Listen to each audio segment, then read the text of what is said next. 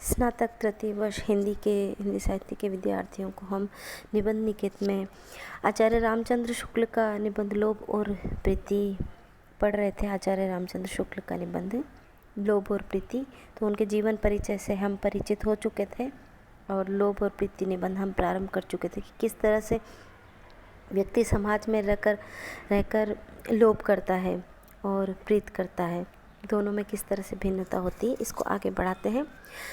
आचार्य रामचंद्र शुक्ल कहते हैं, यदि मनुष्य समाज में सबके लोभ के भिन्न भिन्न होते तो लोभ को बुरा कहने वाले नहीं मिलते। मतलब सबका लोभ अलग अलग तरह का होता तो लोग बुरा नहीं कहते उसे कि, लेकिन एक साथ रहने वाले 10 आदमियों में से कोई गाय बहुत चाहता है, कोई घोड़ा बहुत चाहता है, कोई कपड़ा बहुत चाहता है, कोई ईंट, कोई पत्थर, कोई सोना, कोई चांदी, कोई तांबा, और इन वस्तुओं में से किसी को शेष सब वस्तुओं को प्राप्त करने की कृत्रिम शक्ति नहीं दी जाती है। तो एक के लोभ से दूसरे को कोई कष्ट न पहुंचता। और दूसरी बात यह होती है कि लोभ एक बुरा लक्षण है, जो असंतोष है उसकी भी एक सीमा हो जाती है। कोई कितनी गाय रखता है, कितने घोड़े बांधता है, कहाँ तक सोना चांदी इकट्ठा करता है, पर विनिमय की कठिनता दूर करने के लिए मनुष्यों ने कुछ धातुओं में सब आवश्यक वस्तुएं प्राप्त करने का कृत्रिम गुण आरोपित किया है, जिसमें मनुष्य मात्र की सांसारिक इच्छा और प्रयत्न एक लक्ष्य हो गया। सबकी टके की ओर लग गई। लक्ष्य की इस एकता से समाज में एक दूसरे की आंखों में खटकने वाले की वृद्धि हुई। जब एक ही को चाहने वाले बहुत से हो गए, तब एक की चाह को दूसरे कहाँ तक पसंद करते। लक्ष्मी की मूर्ति धातुमय हो गई, उपासक सब पत्थर के हो गए। धीरे धीरे यह दशा आई कि जो बातें पारस्परिक प्रेम की दृष्टि से, धर्म की दृष्टि से की जाती थी, वो रुपये पैसे की दृष्टि से होने लगी। आजकल तो बहुत सी बातें धातु की ठिकरों पर ही ठहरा गई हैं।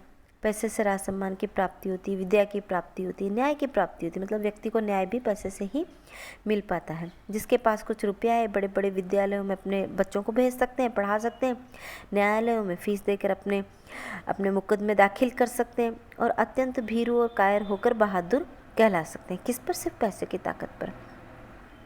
राजधर्म, आचार्य धर्म, वीर धर्म, सब पर सोने का पानी फिर गया।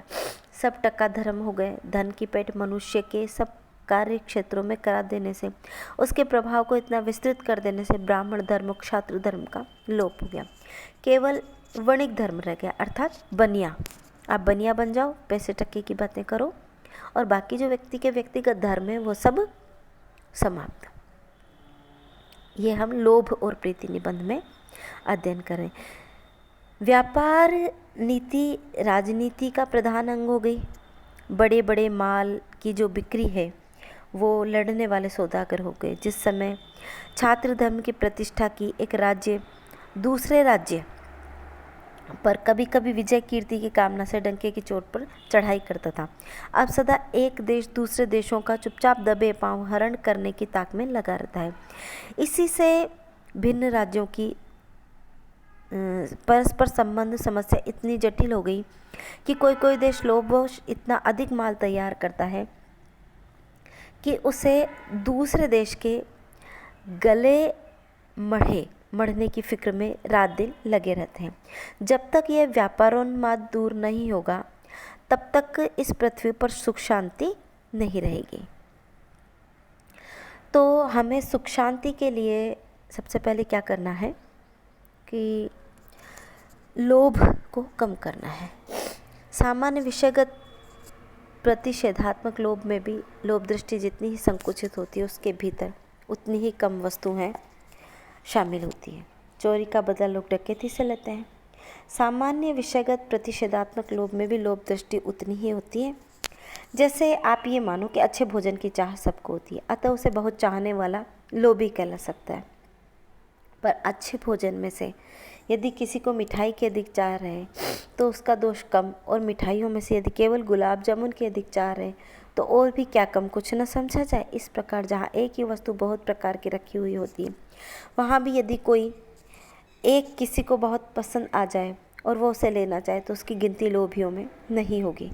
विश्वामित्र को वशिष्ठ की गाय बहुत पसंद आई तो वह उसके बदले में बहुत सी गाय देने को तैयार हो गए, पर वशिष्ठ ने अपनी गाय नहीं दी। इसके लिए लड़भिड़ कर भी न वशिष्ठ लोभी कहलाए न विश्वामित्र। जिस प्रकार एक नवाब को बाबू हरिश्चंद्र का एक एल्बम बहुत पसंद आया। ये लोभ के विशेष विषय के उदाहरण हैं। इनके प्रति जो लोभ होता है उसके अवसर इतने कम होते हैं कि उनसे स्वभाव या अधिक अभ्यास का अनुमान नहीं किया जा सकता। पर किसी की अच्छी चीज़ देखते हैं जिसके मुंह में पानी आ जाता है, वे बराबर खरी खोटी सुना करते हैं। एक लोभ से दूसरे लोभ का निवारण होता है, जिससे लोभी में अन्य वस्तुओं के त्याग का साहस आता है। विषयगत लोभ बहुत प्रबल और सच्चा हुआ तो भी लोभी के त्याग का विस्तार बहुत बड़ा होता है। लोभ तो उसे एक विशेष और निर्दिष्ट वस्तु लगता है, अतः उसके अतिरिक्त अन्य अनेक वस्तुओं का त्याग उसके लिए किया जा सकता है। विश्वामित्र एक गाय के लिए अपना सारा राजपाट देने को तैयार हो गए थे। अन्य का त्याग अनन्य और सच्चे लोभ की पहचान है। इसके आगे का हम दूसरे पार्ट में अध्ययन करेंगे।